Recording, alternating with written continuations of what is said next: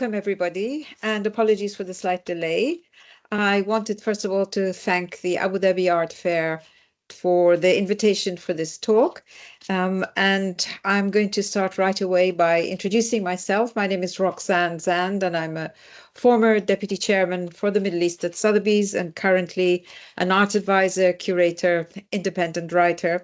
And we have on our distinguished panel today three esteemed colleagues, Ben Houston from Peter Harrington Rare Books, who's a passionate generalist and brings 2 decades of expertise in the rare book trade. We have Dr. Bora Keskiner. Sorry, I heard an echo. We have Dr. Bora Keskiner of Kent Antiques, who is a well-known scholar and author of Islamic art, particularly of Islamic calligraphy, and also Roxana Afshar, who brings a wealth of experience to her role at Shapero, also a book dealer, and her expertise is focused on the Middle East and Indian printed books and early manuscripts. So I thought it's important to take a few minutes to talk also about the other gallerists in this particular focus section, which is called the Collectors Salon. Conspicuous by absence are the 5 other galleries who are going to be joining. They couldn't obviously all be on this panel because of time limitations, but there is Daniel Kraut Rare Books, who's presenting the Asala collection, a library of over 500 photograph albums containing historical images of the UAE, Saudi Arabia, and the wider Arab world. We have Gallery Arijan from Paris, who will be presenting 19th century Orientalist paintings, including important works by Jacques Majorelle. We have In Libris, who will be bringing a signed and inscribed first edition of Picasso's wartime Buffon, amongst other things. Almine Rech, who will be showing a major work by the contemporary artist Barcello, and also Mehdi Ghadyanloo and Cardenas. And finally, Leila Heller, who will be presenting contemporary carpets by Parviz Tanawoli, Zainab al-Hashemi, Ali Shaban, among other wonderful things to see.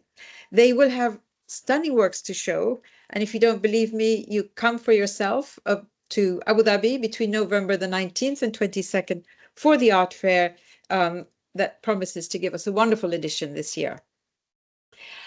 So what is the Collectors Salon, you may be asking? It's a groundbreaking addition to the fair, as it marks the first time that the fair will feature manuscripts, astrolabes, historical objects, and rare books,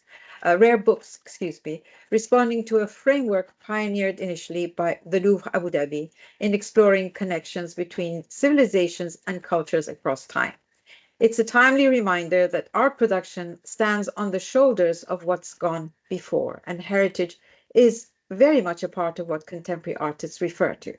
Both art history and art commerce recognize more and more the value of following a narrative that resonates over time, juxtaposing historical depth with modern creativity. And we hope that this section is very much going to address that. I now turn to Dr. Bora Keskiner, who is going to talk to us about a wonderful item that he's bringing. Bora, we know that the adoption of the horse was one of the single most important discoveries for early human societies. I mean, as an example, we can think of the Romans, whose triumphs were attributed to having cavalry as opposed to foot soldiers. We can think of the Shahnameh, where Rech, Rostam's horse, was a great symbolic figure, and so on. So the horse becomes a status that transcends a mere beast, and it also elevates its rider, its owner, to a particular status.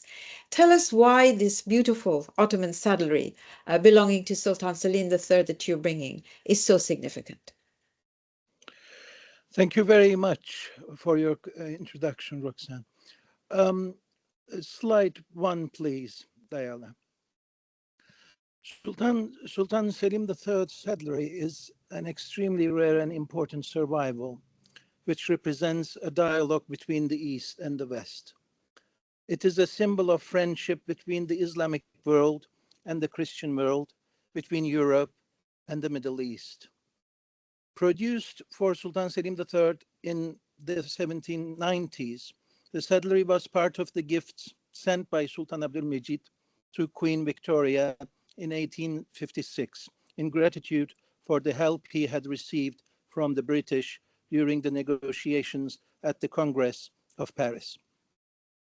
Queen Victoria, very interestingly, wrote in her diary that the set was presented by the Ottoman ambassador Ali Pasha to her and to Prince Albert on the 8th of May, 1856.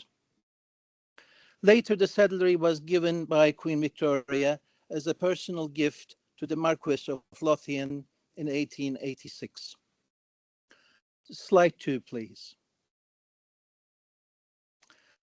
The magnificent saddlery was produced for Sultan Selim III in the 1790s in the court workshop. The saddle is stamped with the toga, the imperial insignia of Selim III, and decorated with Selim's trophy of arms. The set is of gilded silver with high levels of gold. On the caparison, there are 1,036 gilded silver stars and rhombs. Each star weighs approximately 11.2 grams and each rhomb 3.5 grams. Slide 3, please. One of the most interesting aspects of the set is Sultan Abdülmecid, who was the Ottoman Sultan and Caliph, sent the saddlery to Queen Victoria, who was the Empress of the rest of the Islamic world. At the same time, these two monarchs ruled over almost the entire Muslim population in the world. The saddlery has an incredible story, making its way from Istanbul to London as a diplomatic gift from the Caliph's court to the court of the most powerful woman of the 19th century. Another important aspect is that this is the only 18th century imperial Ottoman saddlery that has survived to this day. The saddlery will be exhibited as the highlight of Kent Antiques exhibition at Abu Dhabi Art Fair. Thank you very much for your kind attention. Thank you, Bora. I couldn't help but be absolutely astonished by the beauty and the sort of glittering glory of the decorations. And it makes you wonder whether this was only ceremonial or whether it was a utilitarian. The saddlery was a utilitarian object, but I'm sure we can come back to that and speak about that later. Of course.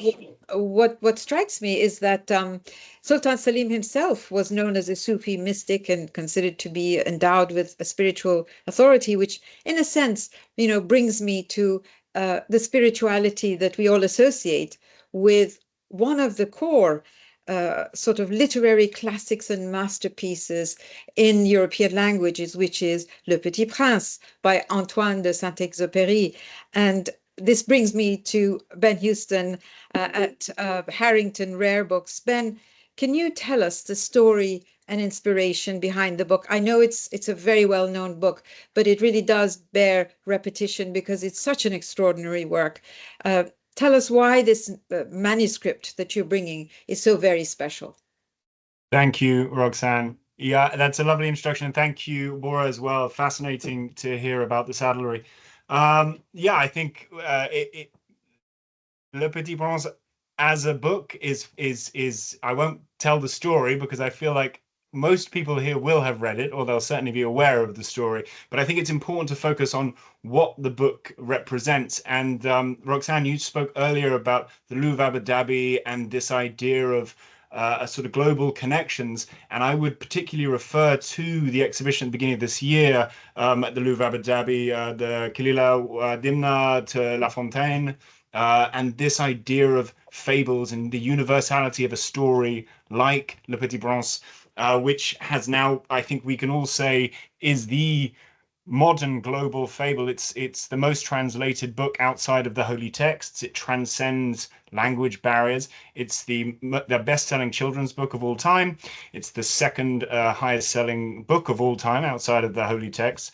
And I think we can all agree that it's transcended those geographical boundaries that we've been talking about. And that's what I think is particularly interesting about it. I'll take a little bit of time just to talk about the creation of it because it is relevant to what we're bringing. And also, I think it really it explains a lot of what Antoine de Saint-Exupéry was thinking about when he was writing. So it was written after the occupation of France in 1940. Saint-Exupéry moved to America. He was in New York, living in New York, depressed, away from his homeland, desperate to get back to fight, trying to convince the U.S. government to get involved in the war. And at the recommendation of one of the wife of one of his publishers, Elizabeth Reynal, he began working on a children's story in an attempt to calm his nerves. And this is what came. Le Petit Prince is what came from that inspiration. He reached back in his memory to the time that he landed in the Libyan desert in 1935 with his co-pilot. And miraculously, they survived after 3 days in the desert without water. I think they had half a cup of coffee and half a pint of wine, and some grapes and an orange. And miraculously, they survived in the desert. He tells the story phenomenally well in The Wind, Sand, and Stars, his amazing retelling of his time as an aviator. That inspiration, he had become fascinated with the idea of finding beauty, this philosophical idea of finding beauty in what is invisible, and seeing something that you can't see with your eyes, and that really came to him in the desert, in his imagination, in the mirages that he saw. So the story of Le Petit Prince came from that. He wrote it in 42 on a carbon, so three typescripts. That's what. So there are 3 copies known. One of them he gave to Louis Galantier, who was his English translator. That copy is in the Harry Ransom Center in Texas. There are no annotations by Saint-Exupéry in there. There are annotations by Galantier. The second typescript he annotated, he hand corrected. He gave that to the pianist and friend Nathalie Boulanger. That copy is now owned by the French government. It's in the Bibliothèque Nationale de France. The other copy, the third one, is what we'll be bringing to Abu Dhabi Art. It's hand corrected in the same way that the Boulanger copy, the one that's at the BNF, is. We will say it is very likely this is Saint-Exupéry's own copy. It was retained. Wow. And it entered into the market. It is the only one that it remains in private hands. And if we skip to the next slide, we can see another little special thing about this copy, which is it has these little sketches here, the little draft preparatory sketches of the Little Prince. And if you're familiar with the illustrations, you'll recognize the one on the left being very likely a preparation for the baobab, the gardening that the Little Prince does on his asteroid. On the right, that's the penultimate image in the book, the Little Prince returning home in that extremely poignant moment. If we go to the next slide, we can continue and see that his working copy, again, this very much speaks to it being his copy. You can see the cigarette burn holes in the folder there. You can see his coffee stains. But additionally, he's done some sketches here. Again, a Little Prince style character on the rear of the folder there. And then these sort of profiles here. We don't know who those people are. It's potentially he was sketching out ideas of characters in the book, but they're fantastically charismatic and certainly the work of the author. If we go one more to the next slide. Now, this is one of the very important things about the manuscript, the typescript that we're bringing. Obviously, being carbon copies, all of the typescripts are the same. All 3 are the same. And as I said, one of them is not hand corrected, the one at Harry Ransom Center. The one at the BNF is hand corrected, and the manuscript itself is at the Morgan Library in New York, and that has different text in it as well. Our manuscript is, as far as we're aware, the first appearance of what is arguably the most famous line in Le Petit Prince, and one that has become iconic, I think, to anyone who's read it, which is, "It is only with the heart that one can see correctly or rightly. The essential is invisible to the eye." And there it is in this slide here. You can see he's written it out. He's crossed out what is in all the other typescripts, and he's written out his new idea on it. This is something this line is something that Stacey Schiff, in her amazing autobiography of Anton de Saint-Exupéry, says he'd been grappling with this idea for 5 years, how to make this line perfect. And here we have it in its final form as it appears in the book. I could carry on talking about it, but I think I've probably taken up enough time. So that will be our highlight at the Abu Dhabi Art Fair. That it is fascinating, Ben, and not only because of this particular phrase, as you say, it is only with the heart that one can see rightly what is essential is invisible to the eye, which so beautifully, in a sense, connects to Sufi philosophy. And we've just talked about Sultan Selim III, who was himself a Sufi mystic. And you see the connection, the sort of universality of these profound human perceptions. And it is really wonderful. I think it's, as you say, if it's the only manuscript with the handwritten version of this phrase, it is a privilege to be able to see it. And I noticed also that with the little illustrations, the little sketches, this also brings to mind that, Venetia Porter did a whole sort of study about word into art, book arts, and so on. And the writer often has a visual imagination of the story that they're telling. And in this, you begin to see it. So it's wonderful. It really is a special edition, and it will be a privilege to be able to see it in person. Now, you were saying that outside of the holy books, this is the most published book, which brings us to Roxana, because Roxana, as part of Bernard Shapiro's booth, will be bringing one of the few extant leaves of the Quran. So a holy book, a page that has come through centuries. I mean, the journey of this must be extraordinary.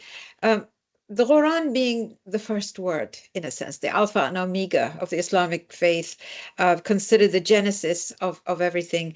Roxana, can you tell us what makes this particular leaf so unique? And how does, if you are able to tell us a little bit about how such an early manuscript can have implications for modern and contemporary artists, how, calligraphy has evolved in a way, although I know, of course, you're concentrating on the Quran itself, but we'd love to hear from you about this. Yes, absolutely. Thank you so much, Roxane, for the introduction, and for Ben and Bora and your engaging talks. Yes, so in front of us here, we have a leaf from a very early Quran in Hijazi script. It originates from Arabia in about the 7th century AD, which is the 1st century of the Hijri calendar.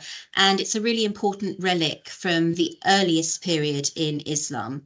It was probably copied around 650 AD, which would be only a few decades after the death of the Prophet Muhammad, peace be upon him. As well as being one of the earliest extant Quranic manuscripts, it's also a very early example of Arabic script. The development of the Quran in written form and the development of the Arabic language in written form are actually synonymous with one another. If we could have the next slide, please. Here's a view of the same leaf in a little bit more detail. One of the primary characteristics of early Hijazi script is the vertical stretching of the letters and the infrequent use of diacritics or vowels.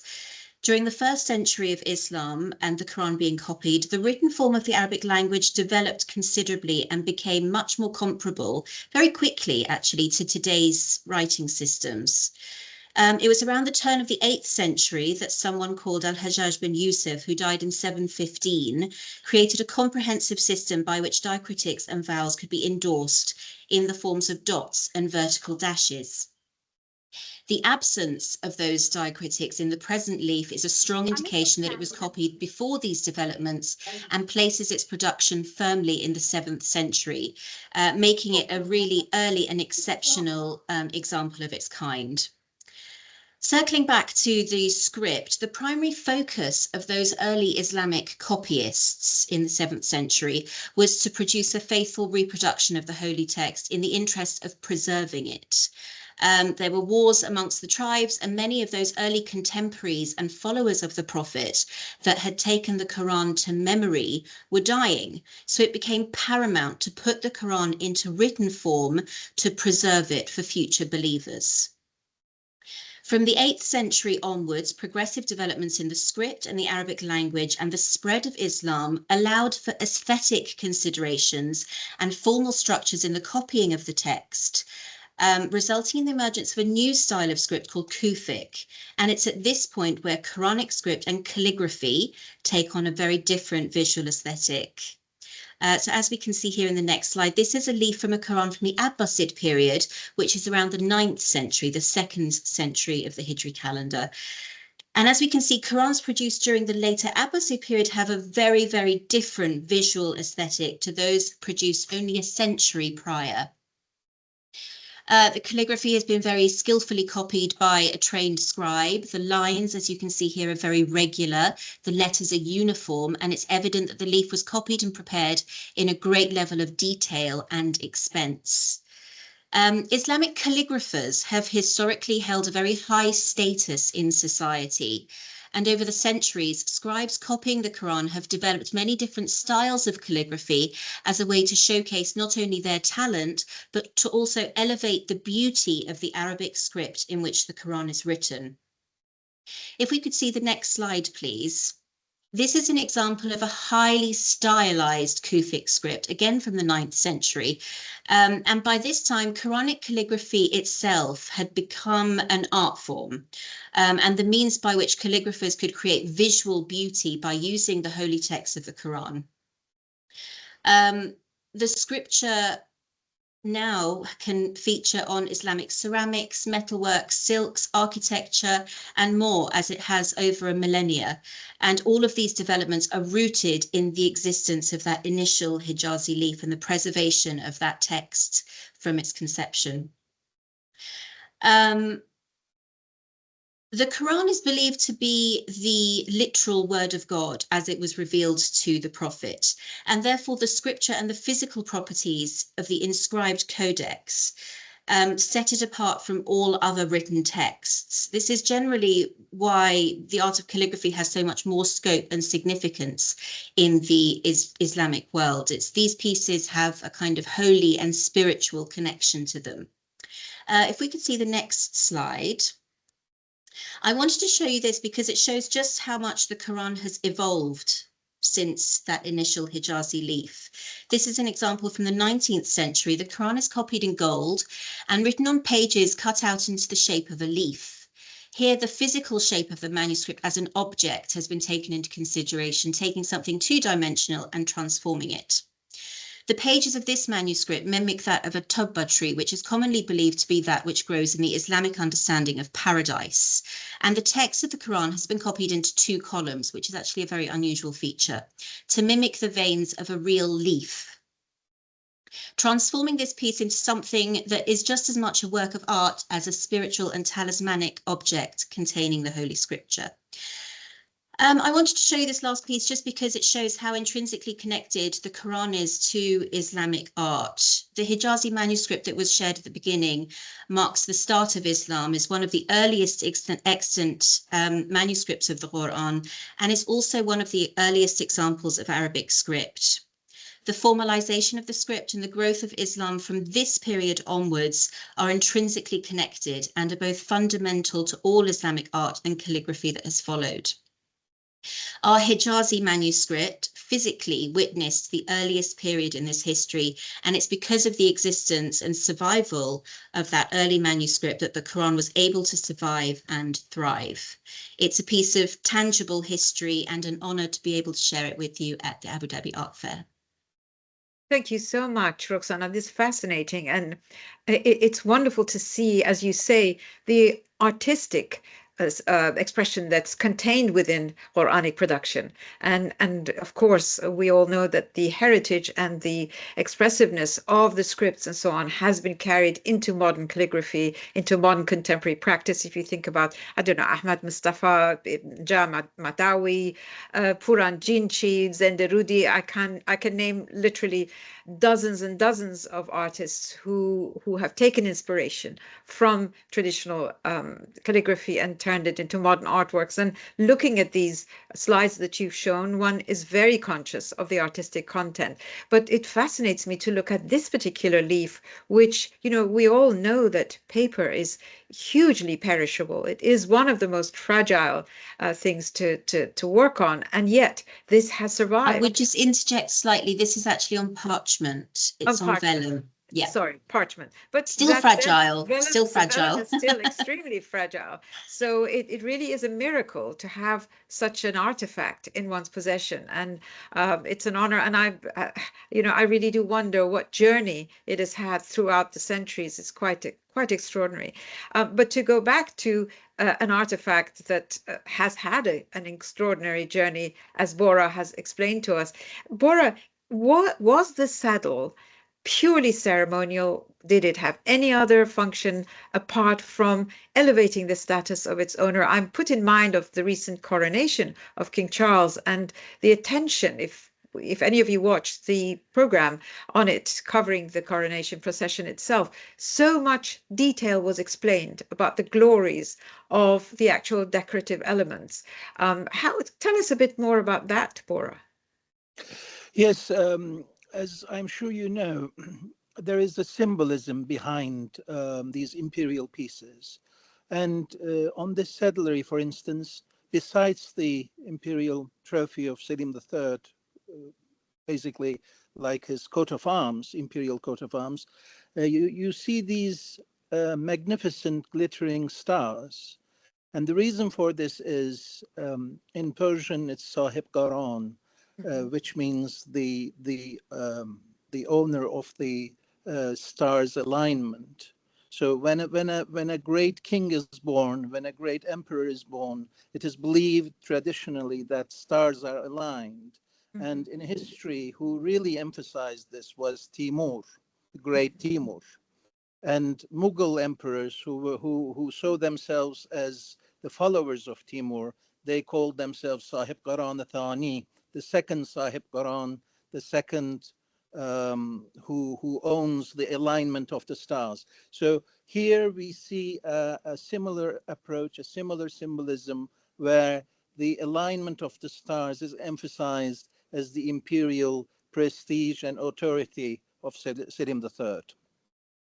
Thank you. It's wonderful to know that. I mean, I have to be honest with you, I am a bit boggled that a Sufi mystic would be so entrenched in the symbolism, as you say, and the ornateness of it. But I suppose the ultimate wisdom on is that you can be spiritual and Sufi in mind, and the body and the possessions are a thing apart. But is there, can you tell us a little bit more about Sultan Selim himself?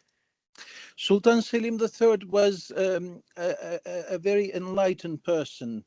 He even corresponded with the French royals as a prince, and he was a musician. He used to perform the ney, the flute, and he composed 2 Mevlevi rituals. And he was a member of the great Mevlevi Sufi sect, the Mawlawiya, founded by Maulana Jalaluddin Rumi Balkhi. So he was, as you pointed out, a spiritual figure. He was a member of the Sufi order, the Mawlawi order, but also he was a very important figure in the history of the Ottoman Empire and the Muslim lands. He ruled because he tried his best to reform and to bring vitality and wealth to the empire. Thank you for that. You know, it's interesting to think of, you know, the Ottoman Empire, and at the same time having heard from Ben about the story of Le Petit Prince and you know, Antoine de Saint-Exupéry having crash landed. I believe you said to me at one point, Ben, that he was delivering mail, and this was, you know, at 1943. Well, the book was written 1943, but it's probably presumably a little bit before that. So we're now going into the age of aviation, and we've just a few minutes ago spoken about Quran, which, you know, we're talking about prehistory. It's really quite fascinating to see this evolution, and the whole point of of the collector's salon, in my mind, is for the visitor, the fair goer, to be able to establish these connections, to look at the temporal arc, to look at how things evolve. And you know, I'm also put in mind of Penrose's quote, the book rather, 40,000 Years of Modernity. The fact remains that all of these artifacts that we're discussing, whether we're talking about the Ottoman Empire, whether we're talking about an aviator, you know, during the World War, or a Quran that is timeless, in a sense, they are all timeless. The glories, the splendor, the artifacts are truly wondrous.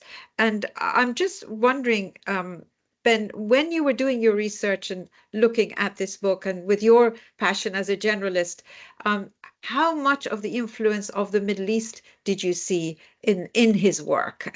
Was he how can I say, did he find a relationship there during his time in Libya? Yeah, it's interesting because, as you said, he was working the airmail routes. So in the 1930s, he was traveling Europe, North Africa, and South America, delivering the mail. Now, when he crashed in the Libyan desert in 35, he is not explicitly clear about it in The Wind, Sand, and Stars, but it was because he was trying to beat a record. I mean, he was trying to beat a speed record between Paris and Ho Chi Minh, what would be Ho Chi Minh City now. So he's not quite so explicit about that, but I think he's interesting in that he's clearly speaking about a philosophy that, you know, I touched on the idea of a universal philosophy. He's clearly relating to, he's not explicit about any one religion whatsoever in The Little Prince. I think that's very deliberate. But there is a clear sort of spiritual element to that, and we're talking about the Quran, and the famous line that we've been speaking about, what is essential is invisible to the eye. There's a beautiful surah that reads similarly, and I can't say for certain that certainly Subire would have read that, but it seems to me to tie together the universality of what we've been discussing, which is indeed, have they not traveled throughout the land, so their hearts may reason and their ears may listen. Indeed, it is not the eyes that are blind, but it is the hearts in their chests that grow blind. And I think that idea is something that we can all relate to, and that is something that we can all see. And there is no, that line goes throughout, that idea goes throughout Saint-Exupéry's work and his musing, and it finds its final form here in this manuscript.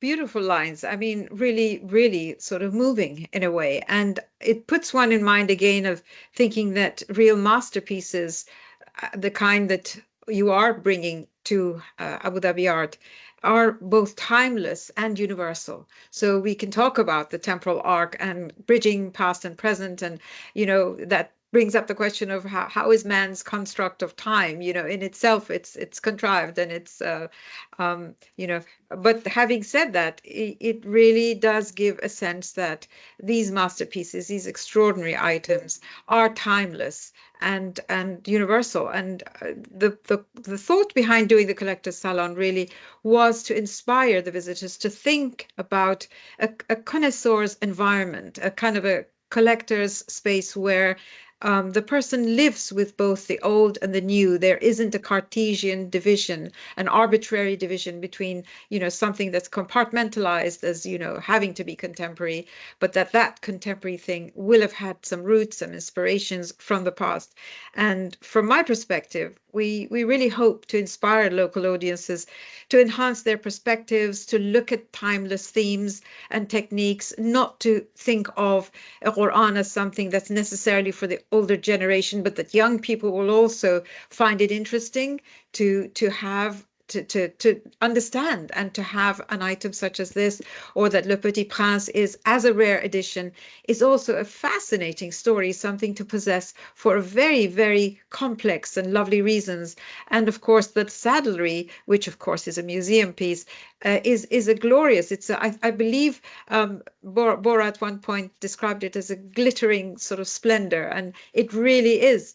an extraordinary work that audiences, I hope, the local audiences will enjoy seeing. And in a way, as I say, the true habitat, the habitat of a true connoisseur is testament to what art has contributed to humanity over time, not just in the time that we live in. I would love, this is pretty much what we were going to talk about. Having said that, if Bora, Roxana, and Ben have anything further to add, please do. And once you make your final remarks, I'll move to taking questions for anybody who has questions to ask. Bora, anything else that you wanted to bring to our attention? Thank you very much. I'm delighted to be here, and it was a great pleasure to be able to talk about the magnificent imperial saddlery that we will be exhibiting at Abu Dhabi. Thank you. And Ben, we look forward to having you there and seeing you there as well, of course, as the audience who have tuned in today, not to mention others who are going to later listen to the recording of this talk. But Ben, any further remarks? Roxana, only to say thank you again, to echo Bora's sentiment there, and we're really looking forward to bringing this to Abu Dhabi Art. Any of the people on the call now, when they visit, they'll see we've set up our stand around this as the highlight, and there's a whole exhibition based around the stars and the desert that will be that we feel will be complementary to this typescript, and I hope we'll have the opportunity in person to talk a bit more about it. To be honest, I can't wait myself to see all of these works there. And Roxana, your very precious leaf, I'm sure there will be an extraordinary reception of it because it has so much significance to local audiences. Anything you want to say in parting?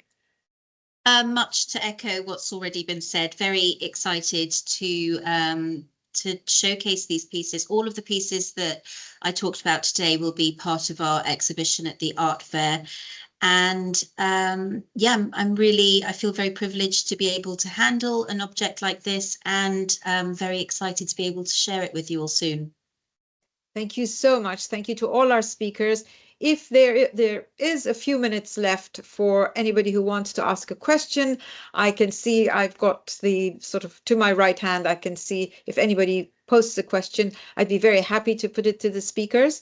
Are there any questions at all? If not, we can say goodbye to our session, but feel free. You have the website, the fair website, to refer to for the recording, and of course to be able to reach any of the speakers or gallerists. Thank you so much for your attention. Thank you again to Diala and the team at Abu Dhabi Art. Thank you, everybody.